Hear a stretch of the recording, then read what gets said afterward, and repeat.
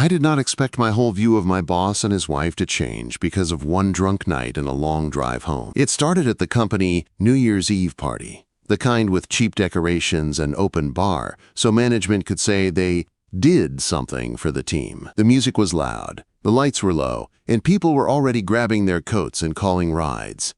The energy in the room had shifted from fun to tired. Everyone just wanted to leave. I was standing by the coat check table, digging through a pile of jackets trying to find my black one. That was when I saw his hand slip. Mr. Peterson's fingers slid off his whiskey glass. The drink tipped, almost spilled, then rocked back at the last second when he caught it.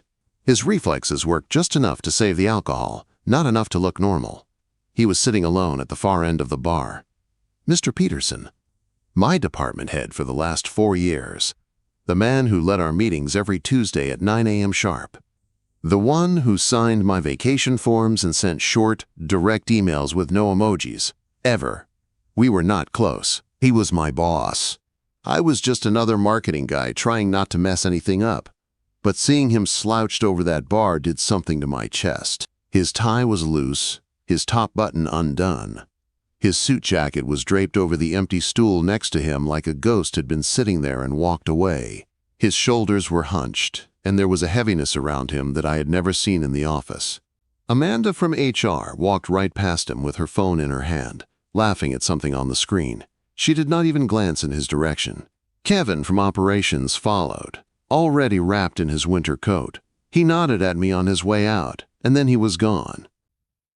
Even Lisa, his assistant, the person who sat outside his office all day, hurried past with her scarf already on, eyes on the door. No one stopped.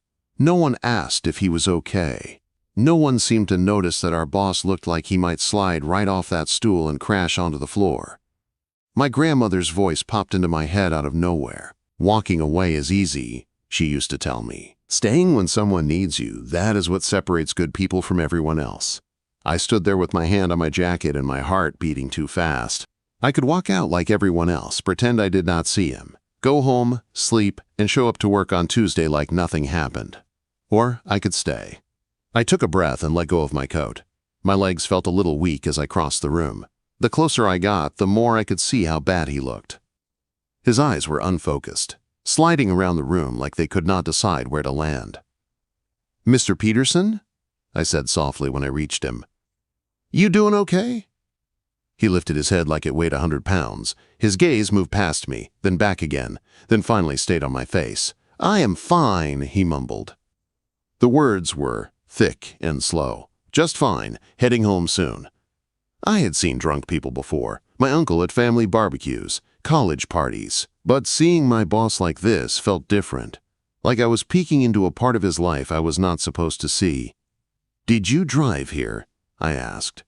He frowned, confused by the question. "Of course," he said. "I always drive. I will drive myself back." My stomach dropped. He could barely sit up straight. The idea of him behind the wheel of his silver Audi on wet Chicago streets made my skin go cold. "I do not think that is a good idea, sir," I said.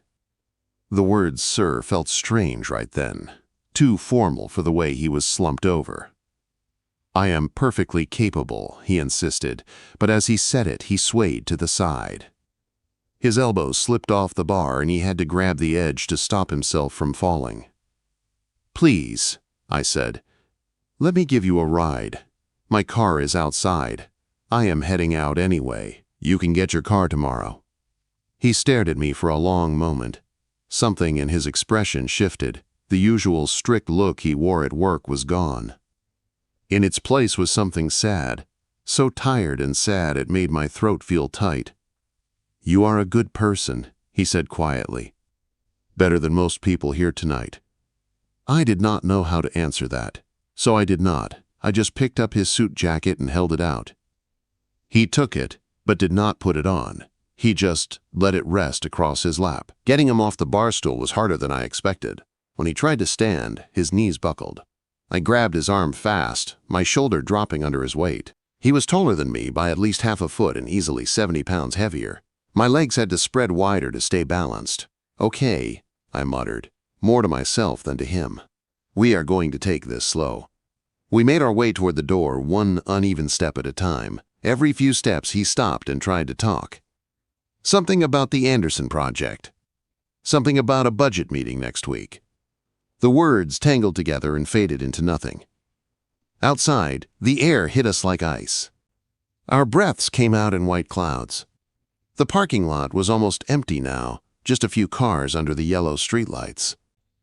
My beat-up Toyota sat in the back corner, looking almost embarrassed next to the luxury cars. Mr. Peterson's Audi was there too, shining and perfect, keys probably in his pocket, waiting for a drunk man to make a terrible decision. Not tonight, I thought. At my car, I leaned him against the passenger door while I dug for my keys. The metal felt freezing against my fingers. I opened the door and tried to guide him in. It was like trying to fold a tall, confused person into a compact car. His head bumped the roof. His knees did not want to bend. His shoes scraped the frame. After way too much struggling and a lot of heavy breathing, he finally ended up in the seat. I reached across him, pulled the belt over his chest, and clicked it in place. He let me do it without a word. I closed his door, walked around, and slid into the driver's seat. For a second, with my hands on the steering wheel, I just sat there and stared through the windshield. What was I doing? This was my boss. One wrong move and I could ruin everything. My job, my income, my future. I thought about my grandmother again. Walking away is easy. I started the engine. We pulled away from the restaurant and into the city streets. The pavement was dark and wet from earlier rain, reflecting red brake lights and green traffic lights in blurry streaks. The city looked pretty from inside the car, but I felt anything but calm. Mr. Peterson was quiet at first. His head rested against the window. His eyes were half closed. "Turn here," he muttered after a while, lifting his hand. "Riverside Estates." The name alone sounded rich. I followed his directions, turning onto a wide street lined with huge trees and even bigger houses. These were not just nice homes. They were mansions. 3-story brick places with perfect lawns and stone driveways. Every one of them looked like something from a magazine. "Which one is yours?" I asked. He pointed toward a large Tudor-style house on the left, cream-colored stone on the bottom, dark wooden beams on top, a curved driveway, and big double doors with wreaths still hanging, even though New Year's had passed. I pulled into the driveway and parked. For a moment, I did nothing. My hands stayed on the steering wheel. My heart thumped loud in my chest. Should I just help him to the door and leave? Should I ring the bell? Was I about to meet his wife in my wrinkled party shirt and cheap coat? Mr. Peterson fumbled with the handle and pushed his door open. His body tipped forward, about to spill onto the cobblestones. "Hey!" I shouted, jumping out of my seat. I caught him just in time. His weight crashed against me and I stumbled back, my shoes sliding on the stones. My arms shook with the effort of holding him up. "Okay," I said through gritted teeth. "I have got you, almost there." Moving him from the car to the front door felt like trying to carry a piano. His feet dragged. His shoes scraped against the driveway with each step. I kept one arm around his waist while his arm hung over my shoulders. We shuffled forward in an awkward sideways walk. The porch light glowed above the double doors, casting long shadows across the driveway. The house looked warm and safe. He did not. When we finally reached the top step, a new problem hit me. Both my arms were busy holding him up. I could not reach the bell. I lifted my foot and kicked the door once. A soft thump. Too soft. I kicked again, harder this time. Thump, thump, thump. For a second, there was only silence. Then I heard footsteps, fast ones, coming closer. The door swung open. A woman stood there, framed by warm light. She wore a silk robe over pajamas, her blonde hair pulled back in a messy ponytail. Her mascara was smudged under her eyes like she had been crying. The moment she saw her husband leaning against me, her whole face changed. Relief, fear, anger, love. All of it passed over her features in one quick, raw second. "Oh, thank God," she breathed. Her hand flew to her chest. I have been calling him for hours."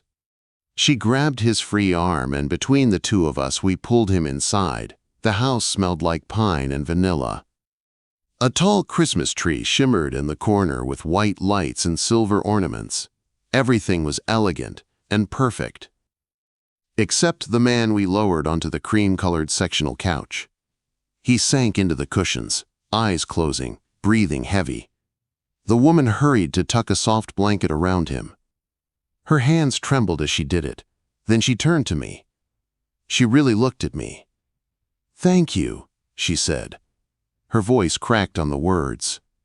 "You have no idea how much this means." Most people would have walked away tonight. Quote, I opened my mouth to say it was nothing, but she shook her head like she already knew what excuse I was about to give. "No," she said. "It is not nothing." She swallowed hard. "Can I tell you why this matters so much?" she asked. "Because if I do not say this to someone, I think I might break." The way she was looking at me in that warm, quiet living room made my heart pound in a new way. Not just from the weight of what I had carried, but from the weight of what I was about to hear. And I had no idea that the way she thanked me that night would stay with me for the rest of my life.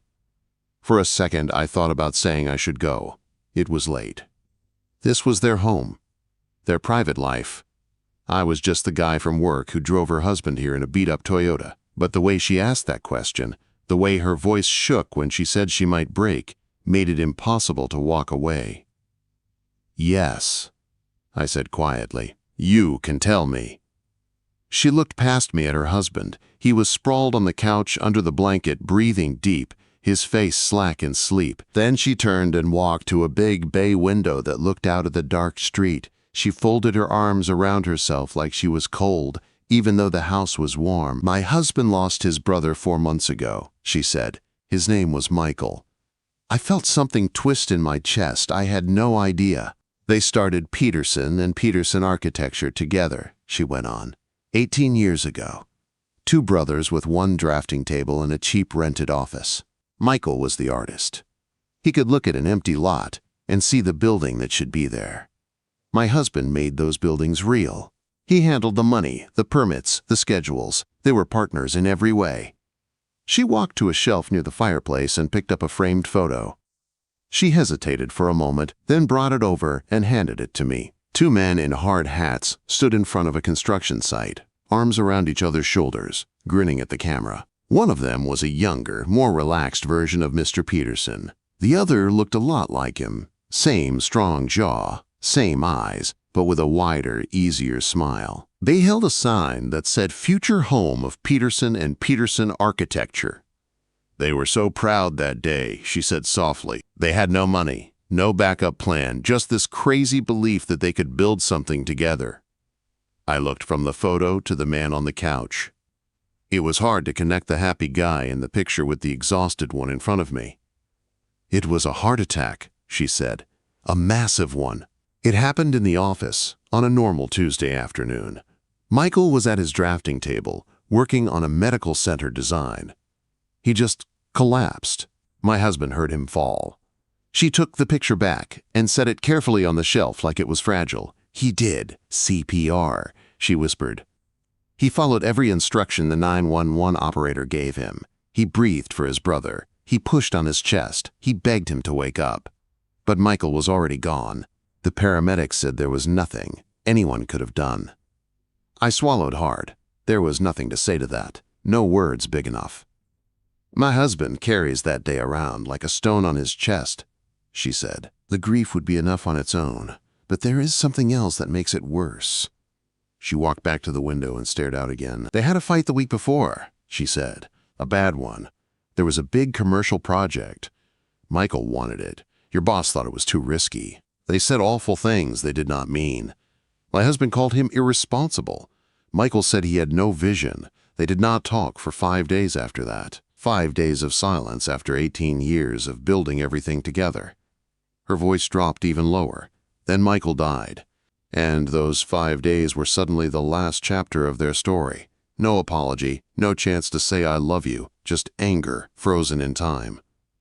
I felt sick. I looked at Mr. Peterson again, seeing him with new eyes. "Since then, he has been different," she said. "He works until midnight. He sleeps 3 or 4 hours at most. And he drinks." She said that last part like it hurt her mouth. "I find bottles everywhere," she said. "In his car, in his office, behind the books in his study, in the garage. He thinks I do not know, but I do. I see him disappearing from me inch by inch." She turned and faced me fully now.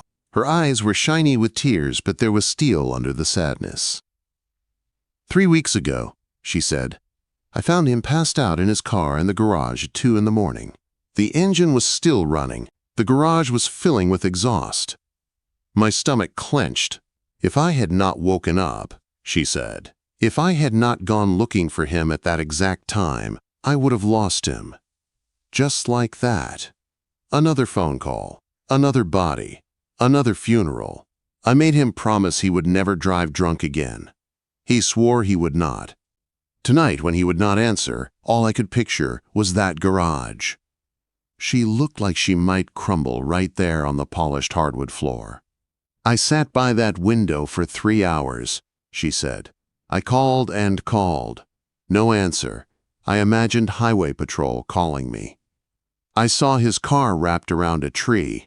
I saw myself planning another funeral. I did not know what to do." She took a breath that sounded like it hurt. "Then you knocked," she said, "and you were holding him up, and he was alive." She stepped closer to me and took my hands in hers. Her fingers were cold and shaking. "So when I say thank you, I am not just talking about a favor," she said. "I am thanking you for giving me one more night with my husband, one more morning, one more chance to fight for him. You think you just drove a drunk boss home, but you gave me time I was sure I had already lost." My throat closed. My eyes burned. I had not cried in years, but right then it was a close thing. "I just did what anyone would do," I said. But even as I said it, I knew that was not true. I had watched people walk right past him. "No," she said, "you did what a good person does. There is a difference." The kitchen felt like a safer place after all of that, so when she offered tea, I said yes. We walked in together. The room was big and sleek, all gray granite and stainless steel. The fridge was covered in photos held up by little magnet buildings. I saw Mr. Peterson and his wife on a beach. The 2 brothers at company events, laughing, hugging, alive. The kettle started to hum. She dropped tea bags into 2 white mugs and poured the hot water. The steam smelled like chamomile.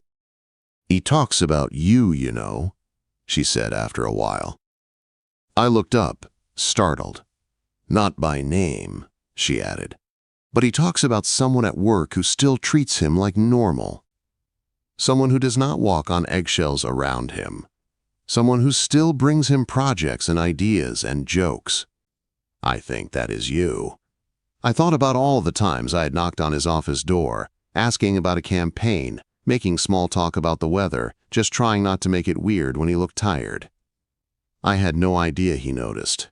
"People can feel something is wrong," she said, "even if they do not know what. So they pull away. They avoid him. They think they are being polite, giving him space, but it just makes him feel more alone." She wrapped her hands around her mug. "But you did not do that," she said. "You stayed yourself. That matters." We sat in silence for a bit, sipping tea in that big quiet kitchen. I realized how lonely she must be. Watching her husband fall apart, holding everything together for both of them. When the clock on the microwave hit almost 1 in the morning, I knew I had to go. She walked me to the door. "You reminded me tonight that there are still good people in this world," she said. "I will not forget what you did." On the drive home, the roads were almost empty. The city looked softer, like someone had turned the volume down. My head was full of images I could not shake. 2 brothers smiling in front of a construction site. A man on his knees doing CPR on someone he loved. A woman sitting alone by a window for 3 hours, waiting for a phone call that might end her life as she knew it. When I parked outside my small apartment building, I stayed in the car. My phone buzzed. A new text from an unknown number. Thank you again for tonight." He woke up asking how he got home. I told him one of his employees cared enough to make sure he was safe. He smiled. I have not seen him smile in 4 months. "Emily?" I stared at the message. I had never known her first name until that moment. Emily. It fit her somehow. Warm and strong at the same time. "I am glad he is okay," I wrote back. "See you both at work on Tuesday." It felt small compared to everything that had happened, but it was all I had. Sleep did not come easy. Every time I closed my eyes, I saw the way she looked at me when she said I gave her more time. I saw the way her hand shook when she tucked the blanket around her husband. I heard her voice when she said she was losing him in slow motion. Saturday felt off. I did laundry. I went to the store. I tried to act normal while my brain kept replaying that night in pieces. Sunday was worse. My mind kept jumping ahead to Tuesday. Would Mr. Peterson remember anything? Would he be angry I had seen him like that? Would he be embarrassed? Would he pretend nothing happened? Could he fire me just for knowing too much? By the time Tuesday morning came, my stomach was tight and my hands were shaking. I got to the office half an hour early. The building was quiet. The coffee in my cup tasted like nothing. People trickled in. Amanda, Kevin, Lisa, they all moved through their normal routines. For them, Friday night was just another company party that ended too late. At 9:15, the front door opened. Mr. Peterson walked in. He looked tired in a way I had never seen before. There were dark circles under his eyes. His hair was neat, his suit pressed, his tie straight. Any other day, he would have looked like his usual self. But I saw it now. The crack in the armor. Our eyes met across the room. My heart picked up speed. He walked toward my desk. People noticed. Conversation slowed. Lisa looked up from her computer. Kevin stopped mid-sentence. "Hey," he said quietly when he reached me. His voice was rough, like he had not slept much or had done a lot of crying. "Do you have a minute? Can we talk in my office?" Every fear I had been carrying all weekend slammed into me at once. "Yes," I said, even though my mouth was dry. I stood up and followed him, my pulse loud in my ears, not knowing if I was about to lose my job or hear something that would change my life in a different way. His office door closed behind us with a soft click that sounded way too loud in my ears. He did not go sit behind his big desk like he usually did. Instead, he walked past it and sat in one of the chairs in front. Then he pointed to the other chair. "Sit," he said quietly. I sat. My hands were tight together in my lap so he would not see them shake. For a while, he did not say anything. He stared down at his hands, turning his wedding ring around and around on his finger. I could see his jaw working like he was trying to chew on words that did not want to come out. "I need to thank you," he finally said. His voice sounded rough and tired. "For Friday night," he added, "my wife told me what you did, how you got me home, how you stayed." "It's okay," I started, but he lifted his hand. "Please," he said. "Let me finish." I closed my mouth and nodded. He took a long breath, like he was getting ready to jump into cold water. "Friday was not the first time I got that drunk," he said. "It has been happening a lot, too much. My wife has been begging me to stop.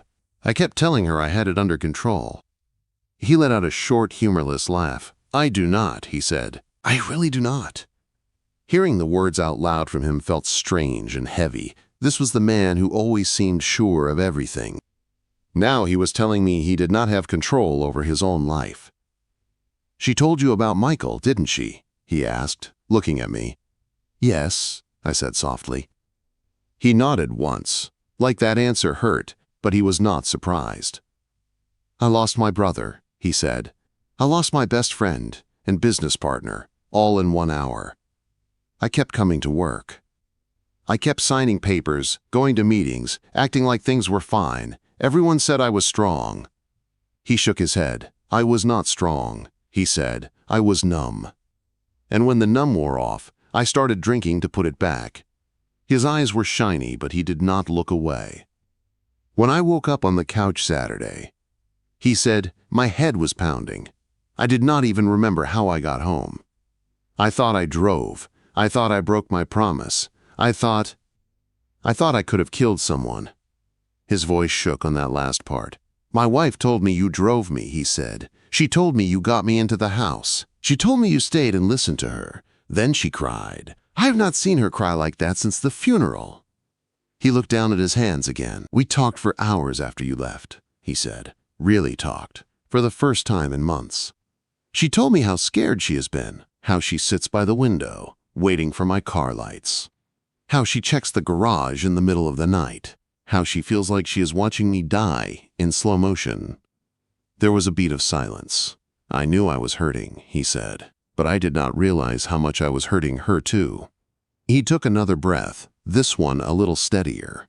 So Sunday morning, I did something I should have done a long time ago, he said. I called a therapist.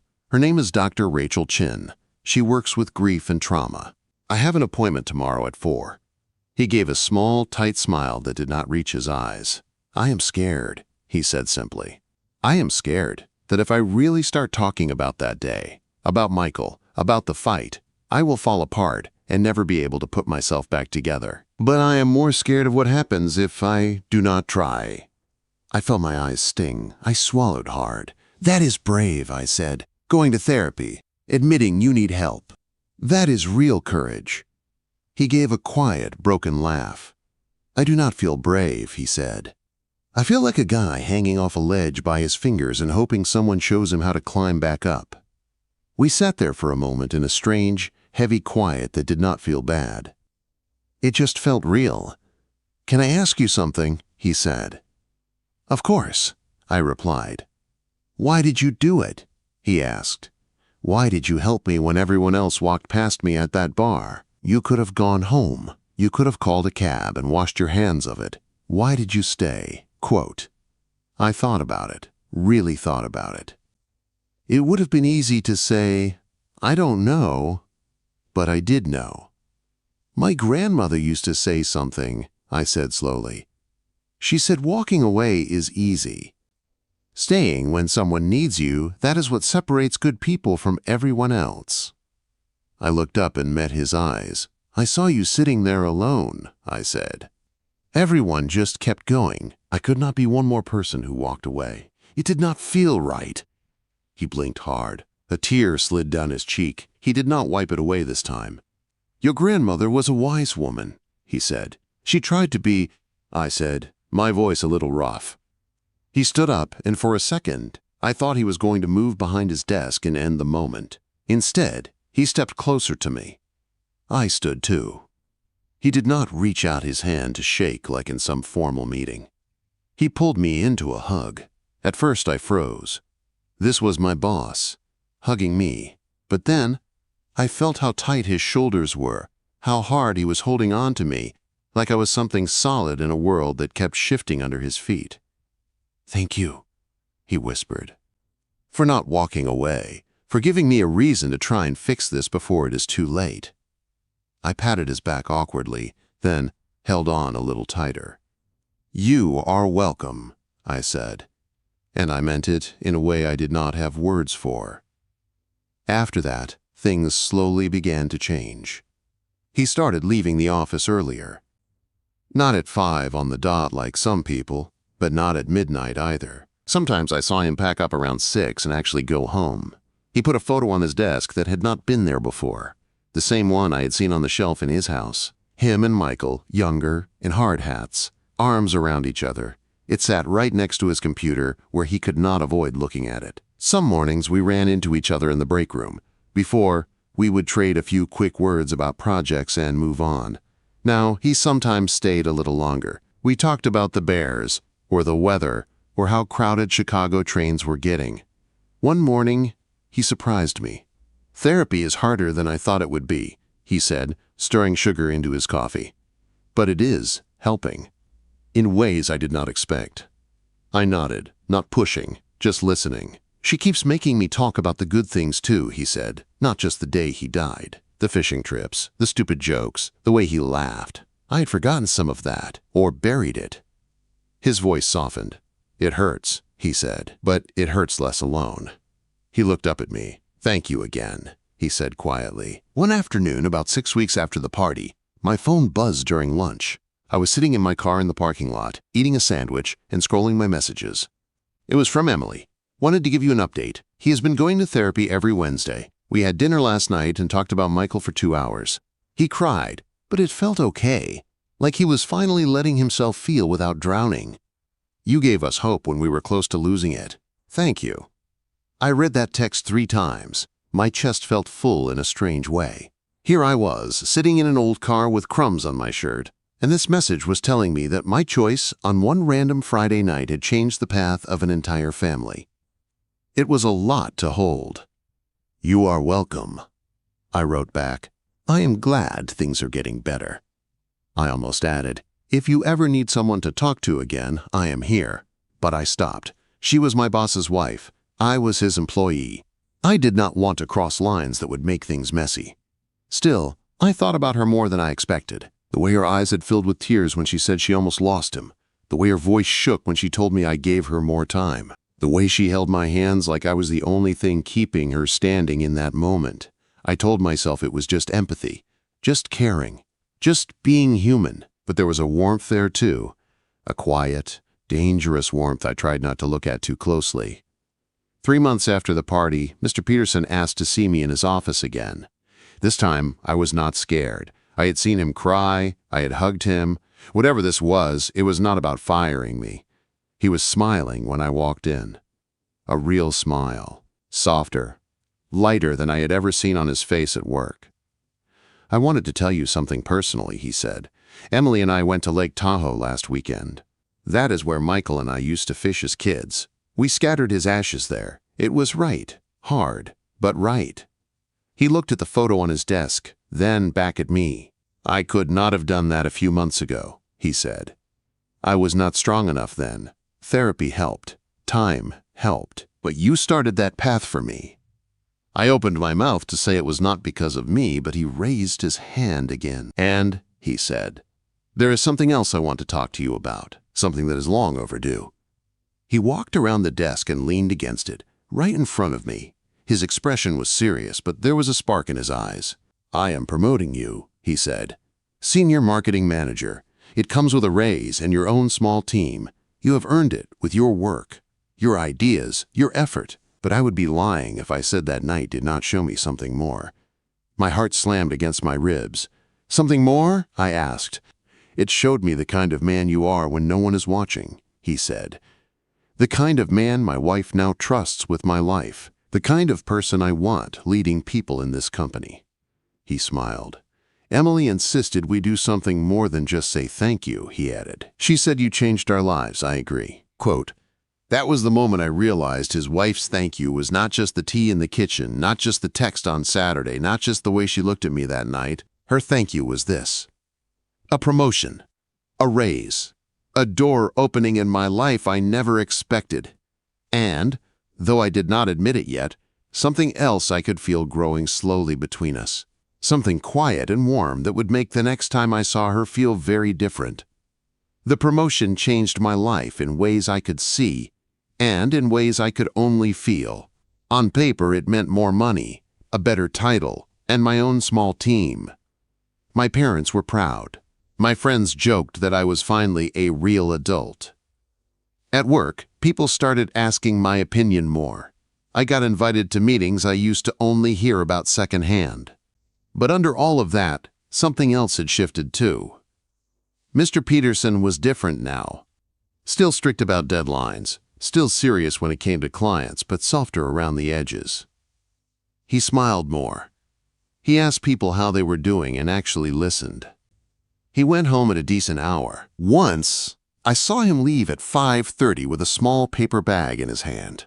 Date night, he said when he caught my eye. Emily's orders.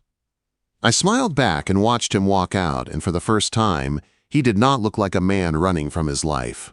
He looked like a man walking toward it. Every now and then, my phone buzzed with a text from Emily.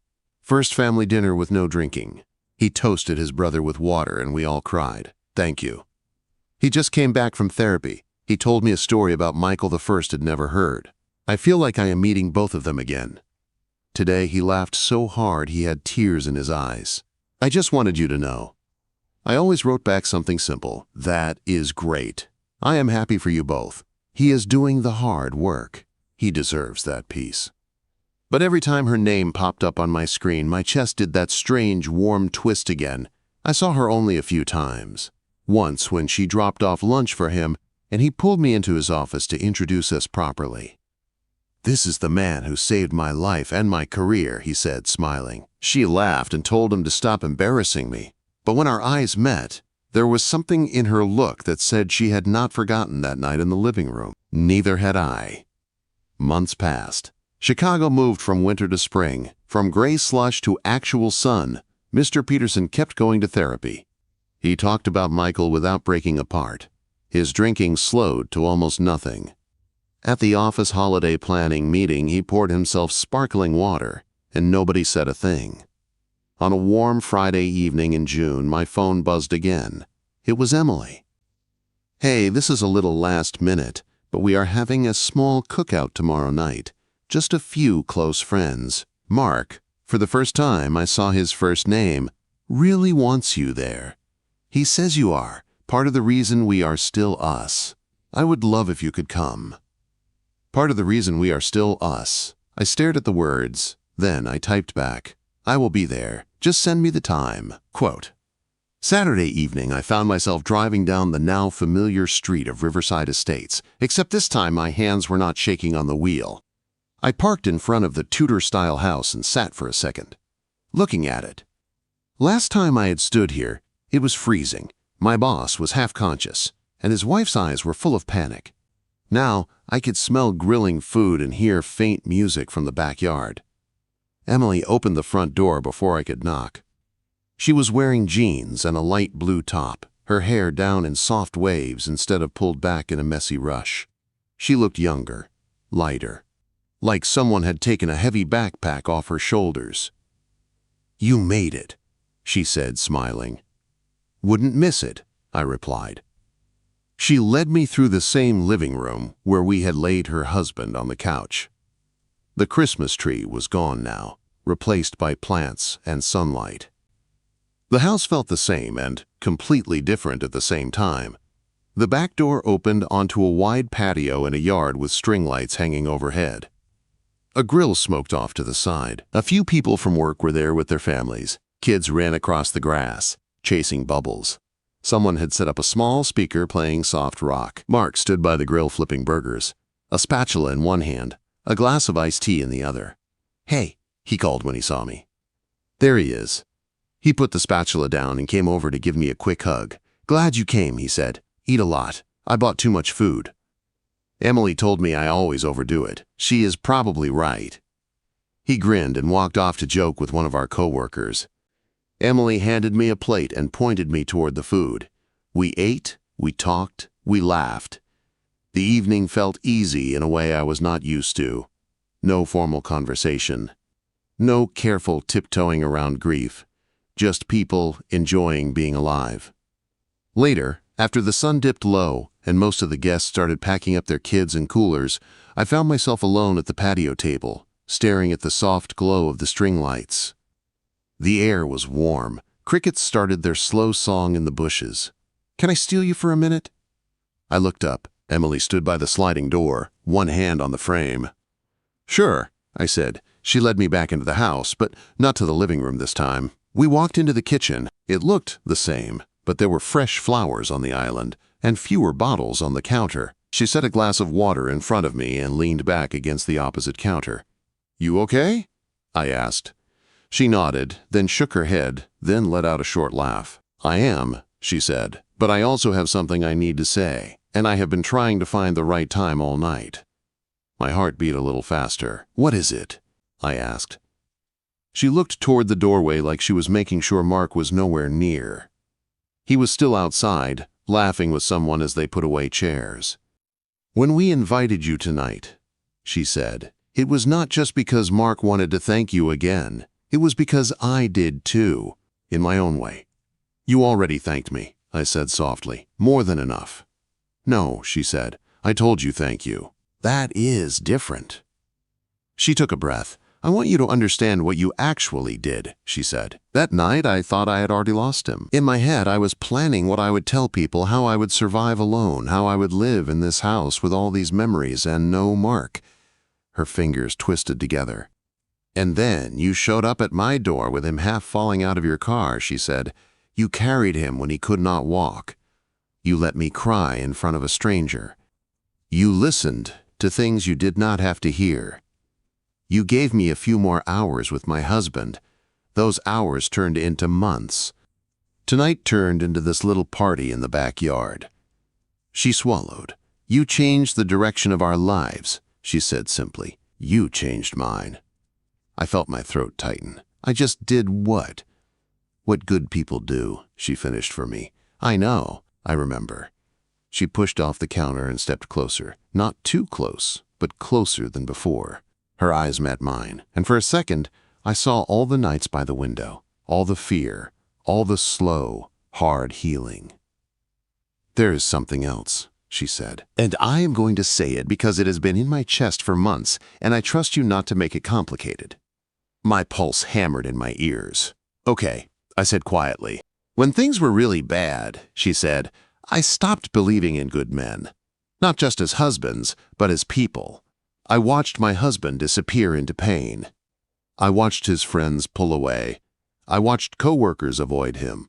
I started to feel like I was alone in a world full of people who only cared when it was easy. She looked right at me, and then there was you, she said.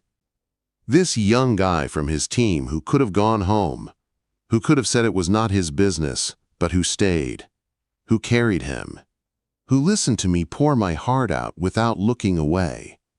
Her voice dropped.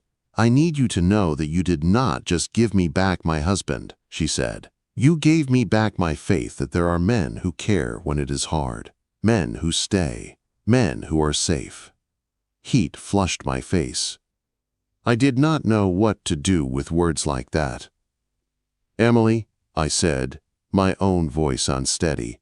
I do not even know what to say. Quote, You do not have to say anything, she replied. Just let me thank you the way my heart has been wanting to. She reached out and took my hand. Her fingers laced through mine, warm and firm. It was not romantic in the way people kiss in movies. It was deeper. It felt like someone handing you their trust and asking you to hold it for a second. For a moment, the kitchen was silent. Just the quiet hum of the fridge and the distant sound of laughter from the yard. If things were different, she said softly, if I were not married, if you were not his employee, maybe this would be a different conversation. Maybe we would see where this kind of connection goes. My heart stuttered. Hearing her say out loud what I had not let myself think made the air between us feel charged. But things are not different, she said. And I love my husband. I want you to know that. I am fighting for this marriage with everything I have. You helped make it worth fighting for again. She squeezed my hand. So this is my thank you, she said. Not a secret affair, not something messy and broken. My thank you is this. You have a piece of my heart, the part that knows you are one of the reasons my family is still standing. I will never forget that. Ever. My eyes burned. I blinked hard, but one tear still escaped. She saw it and gave a small, sad smile. I care about you, I said quietly, as a person. As someone who has walked through fire and still knows how to be kind. That will not change either. She let go of my hand and stepped forward and wrapped her arms around me. The hug was warm and full and honest. No secrets, no lies. Just two people who had been through something intense together holding on for a second. I felt her whisper against my shoulder. Thank you, she said, for giving me back my husband. For reminding me that there are still good men in the world. I will never forget you. Or that night. Or this. When we pulled apart, there was a softness in her eyes that I knew I would see in my mind years from now. We walked back out to the patio together. Mark looked up and smiled at us like he had no doubt in either of us. He wrapped an arm around her shoulders and pulled her close, kissing the top of her head. She leaned into him, and I saw something in her face I had not seen the night I first met her. Peace. Later that night, Driving home under the city lights, I thought about what had happened over the past months. One drunk boss at a bar. One hard drive through wet streets. One scared wife in a silk robe. One choice to stay instead of walk away. I did not end up with some dramatic romance or wild secret affair. What I got was something quieter, and in its own way more powerful. I got to watch a broken man choose to heal. I got to help a woman find her husband again. I got a promotion I never expected. And I got a piece of gratitude so deep and honest, it felt like it settled into my bones. When I think about that night now, about how I drove my drunk boss home, I do not just remember pulling into that fancy driveway or catching him before he fell. I remember his wife's hands holding mine. I remember her voice when she told me I had given her time she thought she had lost. I remember that hug in the kitchen, under soft light, when she thanked me in a way I will carry with me for the rest of my life.